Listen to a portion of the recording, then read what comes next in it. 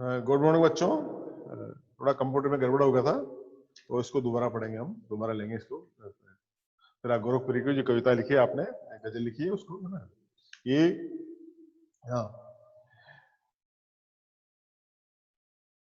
फिर गोरखपुरी ये गजल क्या नाम से व्यक्तिगत प्रेम पर आधारित है, और यद्यपि गजल में शेर व शायरी जो है वह स्वतंत्र अर्थ रखता है, फिर भी पूरी गजल में एक संगति है। ठीक है बेटा, ये बात है इसमें। और फूलों की कलियों से नवरस लगता है, चारों ओर सुगंध फैलने लगती है, रात के सन्नाटे में तारे आके झपका रहे हैं। एक मिनट रुको बेटा यार,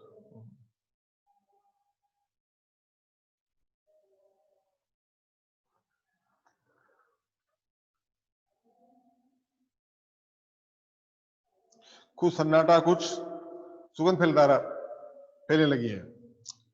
रात, हाँ, कवि की किस्मत खराब है कि उसे प्रिय का प्रेम उपलब्ध नहीं है। जो लोग कवि के प्रेम को लेकर निंदात्मक टिप्पणी करते हैं वे वास्तव में कवि को बदनाम करने की बजाय स्वयं बदनाम हो रहे हैं। दूसरा, प्रेम के कारण विवेकवान व्यक्ति कवि को दीवानगी की हद तक जाना पड़ा है। कवि के मन में विरह की पीड़ा भी है और दुनियादारी का लिहाज भी है, अतः वो अपने दर्द को चुपके रोकर प्रकट कर रहा है। प्रेम में भी प्रेमी की प्रकृति महत्व रखती है, जो जितना स्वयं को खो देता है अतः वो उतना ही गहरा प्रेम कर पाता है। कवि का हर एक शेर आंसुओं में डूबा हुआ है। दुनिया की चमक दमक के बीच उनकी शायरी और विरह वेदना को महसूस करना जरूरी है। रात के सूनेपन में जब फरिश्ते गुनाहों का लेखा जोखा देख रहे होते हैं, तब कवि को शराब की महफिल में बैठकर अपनी प्रेयसी की याद आती है। फिर को इस बात पर गर्व है कि उसको गजलों में भी मीर की गजल का प्रभाव आ गया है। तो ये गजल की ये कुछ बातें हैं। अब पढ़ेंगे हम गजल, है ना। गजल में पहला इसका जो शेर है वह है कि नौ रस गुंचे पंखुड़ियों की नाजुक गिरह खोले हैं, या उड़ जाने को रंगोबू गुलशन में पर तोले हैं। नौ रस, नया रस, नौ रस मतलब नया रस भी कह सकते हैं। नौ रस गुंचे मतलब काली कली, गुंचे होती काली कली, कलियां खुलती है फूलों के अंदर, और नाजुक होती है कोमल, गिरे होती है गांठें, और रंगोबू होता है रंग और खुशबू सुगंध। गुलशन होता है बाग बगीचा जहां पर फूल वगैरह लगते हैं। पर तोलना, पर तोले हैं पंख फैला करके उड़ना, अर्थात ये इसके अर्थ है। तो इस अर्थ के आधार पर हम कविता पढ़ते हैं कि नव रस से भरी कलियों की कोमल पंखुड़ियां अपनी गांठें खोल रही है। नव रस गुंचे पंखुड़ियों की नाजुक गिरें खोले हैं, अर्थात नव रस से भरी कलियों की कोमल पंखुड़ियां अपनी गांठें खोल रही है। उनमें जो सुगंध फैल रही है, गिरें खोले में सुगंध फैल रही है, उसे देखकर ऐसा लगता है कि मानो या उड़ जाने को रंगोबू गुलशन में परतोले है। मानो रंग और सुगंध दोनों आकाश में उड़ जाने के लिए अपने पंख फड़फड़ा रहे हैं, गुलशन पर परतोले हैं, पंख फैला करके उड़ना। आशय की वातावरण में फूलों और कलियों की मनमोहक सुगंध व्याप्त है। ठीक है बेटा, अर्थ समझ आ गया कि नौ रस गुंचे पंखुड़ियों की नाजुक गिरे खोले हैं, नौ रस से भरी कलियां की कोमल पंखुड़ियां अपनी गांठें खोल रही है। उनमें जो सुगंध भरी हुई है, सुगंध फैल रही है, उसे देखकर ऐसा लगता है कि रंग और सुगंध मानो रंग और सुगंध दोनों आकाश में उड़ जाने के लिए अपने पंख फड़फड़ा रहे हैं, या उड़ जाने को रंगो गुलशन में परतोले हैं। अर्थात रंग और सुगंध दोनों आकाश में उड़ जाने को के लिए अपने पंख फड़फड़ा रहे हैं। आशय यह है कि वातावरण में फूलों और कलियों का की मनमोहक सुगंध व्याप्त है। ठीक है, यह तो कवि तो इसके गोरखपुरी जी है, फिरा गोरखपुरी कविता गजल लिख देंगे आप, है ना। और नौरस का अर्थ आप समझ गए, नौरस का अर्थ है नया रस, नौरस मतलब नया रस, कलियों में जो नया रस आता है ना उसकी बात है। और पंखुड़ियों की नाजुक ग्रह खोलने का अर्थ, पंखुड़ियों की नाजुक ग्रह खोलने का आशय है कि नई नई कलियों की पंखुड़ियां धीरे धीरे खुल रही है और उनमें से नवरस झर रहा है। यह है, ठीक है, बात में आ गई। अगला है तारे आंखें झपकावे हैं, जर्रा जर्रा साए हैं, तुम भी सुनो हो यारों, शब में सन्नाटे कुछ बोले हैं। दोबारा सुनो, तारे आंखें झपकावे हैं, जर्रा जर्रा सोए हैं। झपकावे हैं मतलब बंद करना खोलना, आंखें को बंद करना खोलना। जर्रा जर्रा होता है कण कण, हाँ। और तुम भी सुनो हो यारों, सब में सन्नाटे कुछ बोले। शब होता है रात और सन्नाटा होता है मौन या चुप्पी, है ना। तो बड़ी अच्छी पंक्तियां हैं भी, है ना। यहाँ कवि कहता है कि ढलती हुई रात है। क्या कह रहे हैं कवि? तारे आंखें झपकावे हैं, झपकावे अर्थात रात्रि ढल रही है, तारे भी आंखें झपका कर मानो सोना चाह रहे हैं। तारे आंखें झपकावे हैं, तारे भी आंखें झपका करके सोना चाह रहे हैं। प्रकृति का कण कण मौन है, जर्रा जर्रा सोए हैं। अर्थात प्रकृति का कण कण मौन है, मानो सो रहा है। जर्रा जर्रा सोए हैं, जर्रा कण कण, जर्रा मतलब कण कण भी सो रहा है, प्रकृति का कण कण सो रहा है, मानो सो रहा है। तुम भी सुनो हो यारों, सब में सन्नाटे कुछ बोले हैं। अतः मुझे सन्नाटा मेरे प्रिय की याद दिला रहा है। कभी बोलता है, कहते हैं कि मुझे ये सन्नाटा मेरे प्रिय की याद दिला रहा है, मानो सन्नाटा मेरे साथ बोल रहा है। अर्थात सन्नाटा जो है, मौन है, वो मेरे साथ बोल रहा है, हे मित्रों, क्या इस सन्नाटे की बात तुम भी सुन पा रहे हो? अर्थात तुमने भी इस बात सन्नाटे की बात को सुना है? सब में सन्नाटे कुछ बोले हैं, सब होता रात में सन्नाटा कुछ कह रहा है? अर्थात मानो सन्नाटा मेरे साथ बोल रहा है, हे मित्रों, क्या इस सन्नाटे की बात तुम भी सुन पा रहे हो? ठीक है, ये सन्नाटा केवल उसी को कुछ कहता है जिसके सीने में प्रेम की वेदना होती है। ये इसका अर्थ है। ठीक है, तारे झपकावे हैं अर्थात टिमटिमा रहे हैं, रात ढल रही है, वो धीरे धीरे बुझना चाह रहे हैं। जर्रा जर्रा होता है कणकुण में, अर्थात वातावरण एकदम शांत है, मौन है, और वातावरण का कण कण सोया हुआ है। रात के समय एकदम चुप्पी और मौन को देखकर कवि को लगता है कि मानो सन्नाटा बोल रहा है। अर्थात चारों ओर चुप्पी की मौन आवाज सुनाई दे रही है। सब में सन्नाटा कैसे बोलता है? कैसे बोलता है? रात एकदम समय चुप्पी और मौन को देखकर कवि को लगता है कि मानो सन्नाटा बोल रहा है। अर्थात चारों ओर की चुप्पी की मौन आवाज सुनाई दे रही है। हम चाह कर भी सन्नाटे को छोड़कर कुछ नहीं सुन पा रहे हैं। अर्थात सन्नाटा ही सुनाई दे रहा है, उसके अलावा कुछ आवाज नहीं आ रही है।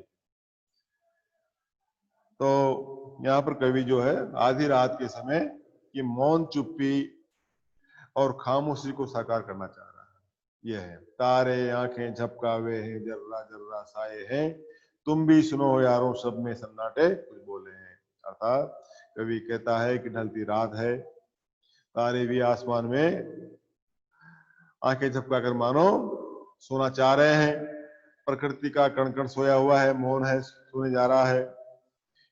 मुझे ये सन्नाटा मेरे प्रिय की याद दिला रहा है, मानो सन्नाटा मेरे साथ बोल रहा है, हे मित्रों, क्या इस सन्नाटे की बात तुम भी सुन पा रहे हो?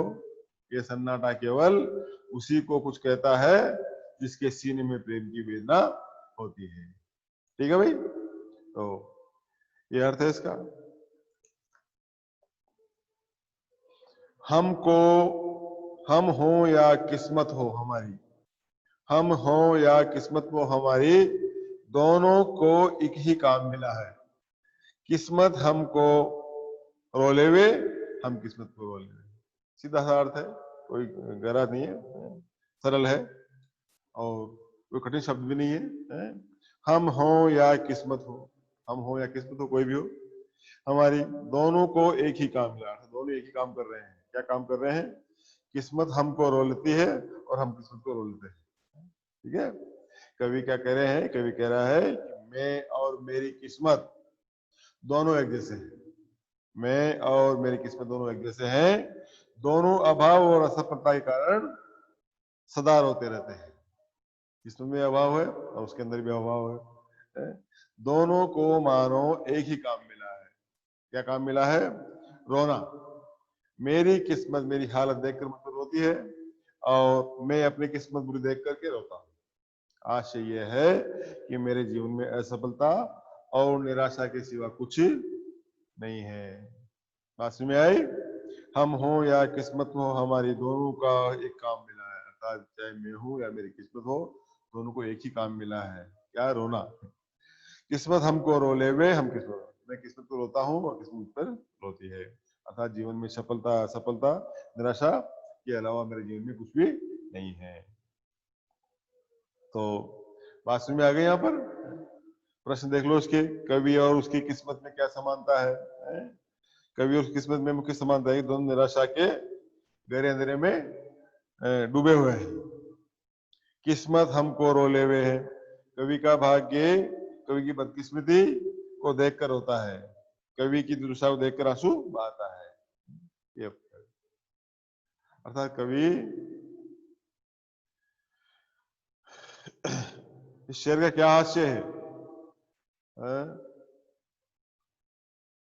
कवि अपनी बदकिस्मती पर खूब रोता पछताता है। इस शेर का आशय है कि कवि अपने दुर्भाग्य पर आंसू बहाता है। उसके जीवन में निराशा और हताशा है, पराजय ही पराजय है। यह इसके अर्थ है इसका। ठीक है बेटा, चले आगे बढ़े। जो मुझको बदनाम कर रहे हैं, काश वे इतना सोच सके, मेरा पर्दा खोले हैं या अपना पर्दा खोले हैं। बड़ा सीधा सा अर्थ है, कोई दिक्कत नहीं है। काश, काश मतलब ऐसा हो सकता है हो। काश का मतलब होता है ऐसा हो सकता हो, और पर्दा होता है रहस्य, परछाई, छिपी भावना है। पर्दा यानी रहस्य या छिपी हुई भावना है। ये दो इनका अर्थ है।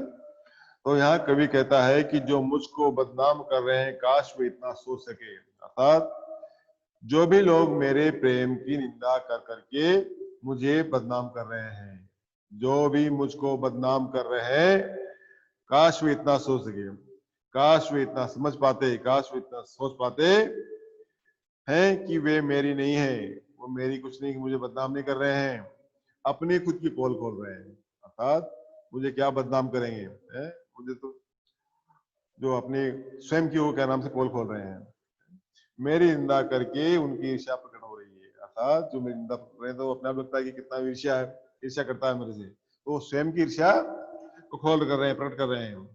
अर्थात उनकी जो दुर्भावना है वो नग्न हो रही है। सीधा सा अर्थ है, कोई दिक्कत नहीं है। जो मुझको बदनाम कर रहे हैं वे इतना सोच सके, अर्थात जो मुझे बदनाम करना चाह रहे हैं वो इतना सोच ले, इतना समझ ले, इतना जान ले, मेरा पर्दा खोले हैं या अपना पर्दा खोले हैं, कि वो मेरी निंदा कर रहे हैं, मेरी ईर्ष्या कर रहे हैं, वो मेरी निंदा ईर्ष्या नहीं, वो स्वयं की ही निंदा ईर्ष्या कर रहे हैं। अर्थात अपना पर्दा खोल रहे हैं, अपनी जो दुर्भावना है, अपनी जो नग्नता है दुर्भावना की, वो नग्न हो रही है उनकी, अर्थात वो मेरी निंदा करके अपने आप की ईर्ष्या प्रकट कर रहे हैं। ठीक है भाई। तो कवि को कौन बदनाम कर रहा है? कवि के मित्र है, संबंधी है, रिश्तेदार है, परिवार के है, इर्द गिर्द रहने वाले हैं, ईर्ष्यालु लोग हैं, वो उसको बदनाम कर रहे हैं। कवि के दुश्मन क्या क्या नहीं सोच पाते, कवि के दुश्मन नहीं सोच पाते, कवि की बदनामी करके वे अपनी पोल खोल देते हैं, न कि कवि की। अर्थात अपने स्वयं की ही वो बदनामी कर रहे हैं, स्वयं की पोल खोल रहे हैं, न कि कवि की। अपना पर्दा खोले, भावार्थ अपना पर्दा मतलब अपनी ही गलतियों को बता रहे हैं, अपनी ही स्वयं की जो कमजोरी है उसका पर्दाफाश कर रहे हैं। वे कवि को बदनाम करके अपनी इसका ईर्ष्या प्रकट कर रहे हैं। ठीक है भाई, आ गया समझ में। नेक्स्ट है पांचवें पे आ जाओ। पांचवा, ये कीमत भी अदा करें हम बदू रुस्ती ये हौसो हवास, तेरा सौदा करने वाले दीवाना भी हौले हैं। अदा करना, अदा करें, अदा करना मतलब देना, और बदूरस्ती ये हौसो हवास, पूरे विवेक के साथ, पूरी बुद्धि के साथ, पूरी कुशलता के साथ, और सौदा करना, चाहने वाले, प्रेम करने वाले, दीवाना जानते हो पागल अलमस्त जो दीवाने होते हैं, ये अर्थ है। तो यहाँ पर है ये कीमत भी अदा करे हैं हम बदू रुस्ती ये होशो हवास, तेरा सौदा करने वाले दीवाना भी होने हैं। अर्थात कवि कहता है कि है प्रिय, हम में, हम यानी मैं, पूरे होशो हवास के साथ तुम्हारे प्रेम की कीमत दे रहे हैं। जो भी प्रेम में डूबता है वो दीवाना हो जाता है, तेरा सौदा करने वाले दीवाने भी हो गए। अर्थात तेरा जो भी प्रेम में डूबता है वह क्या नाम से दीवाना हो जाता है। आशय यह है कि कवि पूरे विवेक के साथ अपनी प्रिया के प्रेम में दीवाना हो चुका है। यह है, बात में आ गई। ये कीमत भी अदा करे हैं हम बदुरस्त ये होशो हवा। कवि कहता है कि हे प्रिय, हम पूरे होशो हवास के साथ तुम्हारे प्रेम की कीमत दे रहे हैं। जो भी प्रेम में डूबता है वह दीवाना हो जाता है, तेरा सौदा करने वाले दीवाने भी होने हैं। अर्थात जो भी प्रेम में डूबता है वह दीवाना हो जाता है। आशय यह है कि कवि पूरे विवेक के साथ अपनी प्रिया के प्रेम में दीवाना हो गया है। ठीक है, हम बदरुस्ती होश हवास का आज से स्पष्ट करें है, इसका आशय पूरे होश हवास विवेक के साथ काम करना। कवि क्या कीमत अदा करता है? कवि प्रेम की कीमत अदा कर रहा है, दीवान किसे देता है। और सौदा करने का अभिप्राय है प्रेम में अपना बनाने की कीमत देना, प्रेम के द्वारा किसी को अपना बनाने की कीमत चुकाना। और कवि की मनोदशा, कवि प्रेम में दीवाना है, इस मनोदशा में उसने स्वयं को पूरी तरह प्रेम पर न्यौछावर कर दिया है। ये है, तो बात में आ गई। दोबारा समझ लो, ये किस्मत भी अदा करे हैं हम बदरुस्ती ये होशो हवास। अर्थात कवि कहता है प्रिय, मैं पूरे होशो हवास के साथ तुम्हारे प्रेम की कीमत दे रहे हैं, दे रहा हूं, दे रहे हैं। जो भी प्रेम में डूबता है वो दीवाना हो जाता है, वो दीवाना हो जाता है। आशय यह है कि कवि पूरे विवेक के साथ अपनी प्रिया के प्रेम में दीवाना है। ठीक है भाई, अर्थ समझ आ गया इसका। नेक्स्ट छठा, तेरे गम का पासे अदब है, कुछ दुनिया का ख्याल भी है, सबसे छिपा के दर्द के मारे चुपके चुपके रोने। तेरे गम का, गम होता है दुख का, है? पासे अदब, पासे द्वारा लिहाज सम्मान का भाव, पासे मतलब लिहाज या सम्मान का अभाव। कुछ दुनिया का ख्याल भी, ख्याल होता चिंता, ध्यान, फिक्र, सबसे छिपा के दर्द के मारे चुपके चुपके रोले हैं। बड़ा अच्छा इसका अर्थ हुआ देखो कि प्रेमी, हाँ, तेरे गम का पासे अदब है, कुछ दुनिया का ख्याल भी है। प्रेमी अपनी प्रेमिका को कहता है, क्या कहता है? जो प्रेमी है वो अपने प्रेम को बता रहा है कि है प्रिय, मेरे मन में तेरे दुखों के प्रति पूरा सम्मान है, तेरे गम का पासे अदब है। अर्थात मेरे मन में जो तेरे दुखों के प्रति पूरा सम्मान है, मुझे तेरा पूरा लिहाज है। अर्थात मैं पूरा लिहाज रखता हूँ, प्रेम तो करता हूँ, तेरा फिक्र है, चिंता है? परंतु साथ ही मुझे दुनियादारी की भी पूरी चिंता है, कुछ दुनिया का ख्याल भी है। अर्थात मुझे दुनियादारी का क्या नाम से पूरी चिंता है। दुनिया मुझे तुम्हारे प्रेम में मग्न देख सकती है, सबसे छिपा के दर्द के मारे चुपके रो ले। अर्थात दुनिया मुझे तुम्हारे प्रेम में मग्न नहीं देख सकती, अतः मैं औरों से अपने दर्द को छिपाता हूँ और तुम्हारे प्रेम में छिप कर रो लेता हूँ। चुपके रो ले, अर्थात तुम्हारे प्रेम में छिप करके रो लेता हूँ। यह है, दोबारा समझ लो।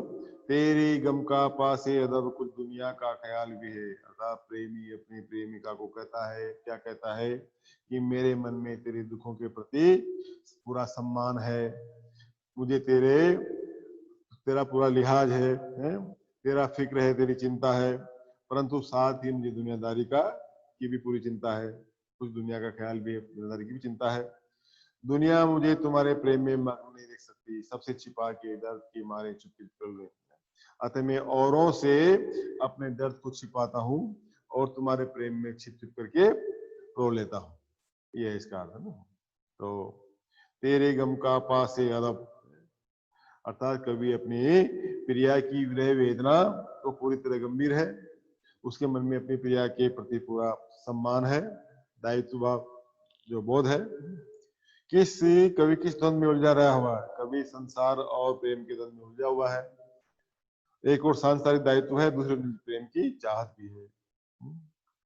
कभी छिपके और चुपके क्यों रोता है, कभी संसार के सामने निजी प्रेम को प्रकट नहीं करना चाहता, इससे अपनों के मन को ठेस पहुंचती है, इसलिए वह उनसे छिपकर अकेले प्रेम वेदना को सह लेता है। ये बात है, ठीक है। चलें आगे बढ़ते हैं। फितरत का कायम है तवाजुन आलमे हुस्नो इश्क में भी, उसको उतना ही पाते हैं खुद को जितना खो देते हैं। फितरत होती है प्रवृत्ति, मनोवृत्ति, स्वभाव। कायम होता है स्थापित या बना हुआ, और तवाजुन संतुलन। आलमे हुस्नो इश्क प्रेम और सौंदर्य का संसार। बाकी सब ठीक है, ये कठिन शब्द है। फितरत होती है मनोवृत्ति या स्वभाव, और कायम होता है स्थापित होना, बना हुआ ना। तवाजुन का होता है संतुलन, आल में हुस्नो इश्क प्रेम और सौंदर्य का संसार। अर्थात कवि कहता है, यहाँ क्या कहता है कि फितरत का कायम है तवाजुन आल में हुस्नो इश्क में भी, प्रेम और सौंदर्य के संसार में भी मनुष्य की प्रवृत्ति का महत्वपूर्ण स्थान है। क्या प्रेम और सौंदर्य जो होता है उसकी दुनिया में भी मनुष्य का जो महत्वपूर्ण स्थान है, मनुष्य की प्रवृत्ति का। इस क्षेत्र में भी लेन देन का संतुलन बराबर बना रहता है। आप जितना दोगे उतना ही लोगे, है ना। जो मनुष्य स्वयं को प्रेम में जितना अधिक समर्पित कर देता है उसको उतना ही पाते हैं, खुद को जितना खोजते हैं वह उतना ही प्रेम प्राप्त करता है। यहाँ स्वयं को खो देने से प्रेम प्राप्त होता है, अर्थात जितना प्रेम करेंगे उतना ही प्रेम हम पाएंगे। अर्थात इंसान की, मनुष्य की प्रवृत्ति यही है कि जो जिससे जितना प्रेम करता है वो उससे उतना ही प्रेम पाता है। तो ये अर्थ है इसका।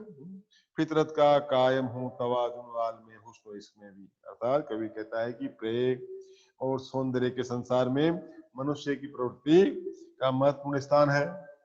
इस क्षेत्र में भी लेन देन का संतुलन बराबर बना रहता है।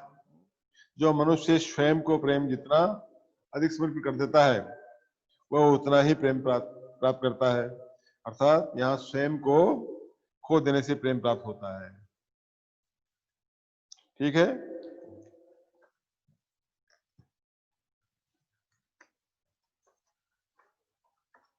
और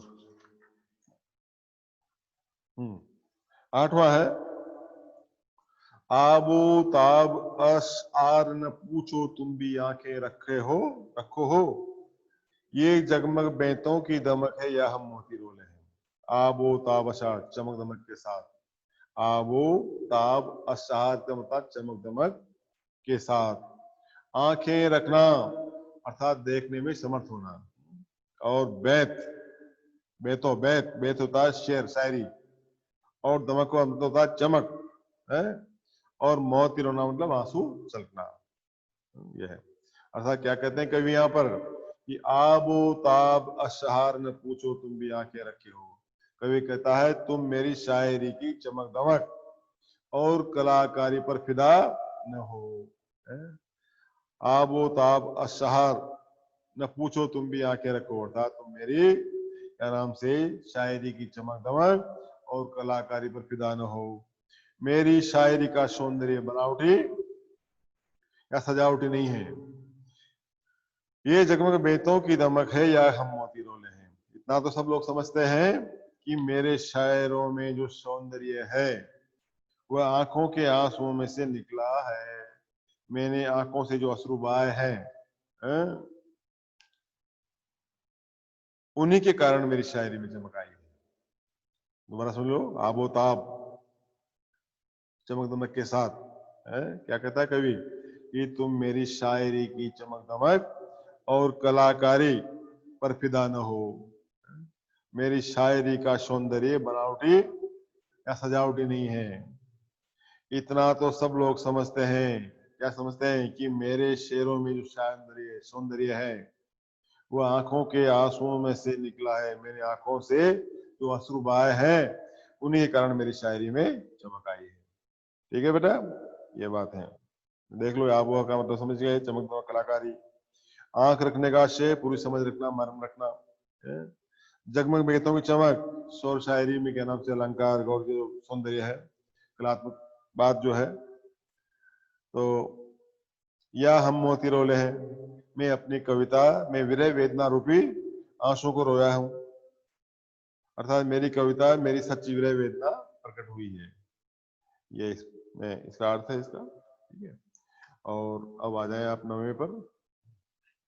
नवा जो है, ऐसे में तू याद आए है अंजुमने मैं रिंदों को, है? रात गए गर्दू पे फरिश्ते बाबे गुनह जग खोले। अंजू मने मैं का मतलब होता है शराब की महफिल, और रिंद होता है शराबी। अंजू मने मैं में रिंद होता है शराबी। गर्दू गर्दू आकाश आसमान, और फरिश्ता हम जानते हैं देवदूत होते हैं। बाबे गुनह पाप का अध्याय, जग होता है संसार। तो रात गए जब आसमान में फरिश्ते दुनिया के पापों का लेखा जोखा देख रहे होते हैं, ऐसे में तू याद आए अंजुमने में रिंदों में, है? रात गए आसमान में फरिश्ते दुनिया के पापों का लेखा जोखा देख रहे हैं होते हैं, ऐसे में हम शराब की महफिल में अपना गम गलत करते हुए तुझे याद कर रहे होते हैं। रात गए घर पे फरिश्ते बाबे गुनह जग खोले हैं। आशय यह है कि घनी अंधेरी रातों में प्रेमिका की बहुत याद आती है। अर्थात रात गए जब आसमान में फरिश्ते दुनिया के पापों का लेखा जोखा देख रहे होते हैं, ऐसे में हम शराब की महफिल में अपना गम खोलते गलत करते हुए तुझे याद कर रहे होते हैं। ऐसे में तू याद आए अंजुमने मैं रिंदों को, अर्थात अंजुमने में होता है शराब की महफिल और रिंद होता है शराबी, है? तो शराब की महफिल में अपना गम गलत करते तुझे याद कर रहे होते हैं। आशय यह है कि अंधेरी रातों में प्रेमिका की बहुत याद आती है। यहाँ तू से क्या मतलब है भाई? यहाँ तू कवि की प्रिया के लिए आया है। यह किस वातावरण का चित्रण है? यार रात का सन्नाटा का वातावरण है, शराब घर का चित्रण है। और अंजुमने में रिंदों को, इसमें शराब घर में बैठकर शराब पीने वाले शराबी का चित्र मन में उभरता है। तो ये बात है। और आखिरी है इसका जो दोहा है, आखिरी के नाम से गजल है, वह है सद के फिराक एजाजे सुखन के कैसे उड़ा लिए आवाज, इन गजलों के पर्दों में तो मीर की गजलें बोले हैं। अर्थात यहाँ मीर से उनकी तुलना की गई है कि मैंने जो लिखा है मीर के समान ही है ना। तो सद के होता है कुर्बान होना, फिदा होना, है ना। और एजाज सुखन काव्य का सौंदर्य, पर्दा होता है चरण पद। तो यहाँ फिराक कहते हैं कि सद के फिराक एजाज सुखन के कैसे उड़ा लिए आवाज, लोग मेरी शायरी पर मुग्ध होकर अक्सर मुझे कहते हैं कि हे फिराक, हम तुम्हारी शायरी पर न्योछावर हैं। सद के फिराक एजाज सुखन के कैसे उड़ा लिया आवाज है, हम तुम्हारी शायरी पर न्योछावर हैं। न जाने तुमने ऐसी बातें बेहतरीन शायरी कहाँ से सीख ली है। अर्थात इन गजलों के पर्दों में तो मीर की गजल बोले हैं, तुम्हारी गजलों के शेरों में तो मीर की गजलों के बोल सुनाई पड़ते हैं। आशय है यह है कि तुम्हारी शायरी मीर की शायरी के समान सुंदर और मनोरम है। एजाज सुखन शायरी की शोभा सीधा है, सद के फिराक सुख एजाज सुखन के कैसे उड़ा लिया आवाज। अर्थात फिराक क्या कहते हैं कि लोग मेरी शायरी पर मुग्ध होकर अक्सर मुझे ये कहते हैं कि हे फिराक, हम तुम्हारी शायरी पर न्योछावर हैं। क्यों कि न जाने तुमने ऐसी बेहतरीन शायरी कहाँ से सीख ली है। तुम्हारी गजलों में तो मीर की गजलों मीर की गजलें बोले हैं कि बोल सुनाई पड़ते हैं। आशय है कि तुम्हारी शायरी मीर की शायरी से प्रभावित है, के समान है, मनोरम है। ये है। तो ये कविता आपकी गजल पूरी हो गई। इसको एक बार और देखना, दोबारा देखना, है ना। आज इतना ही काफी, और कल फिर देखें कल क्या करते हैं।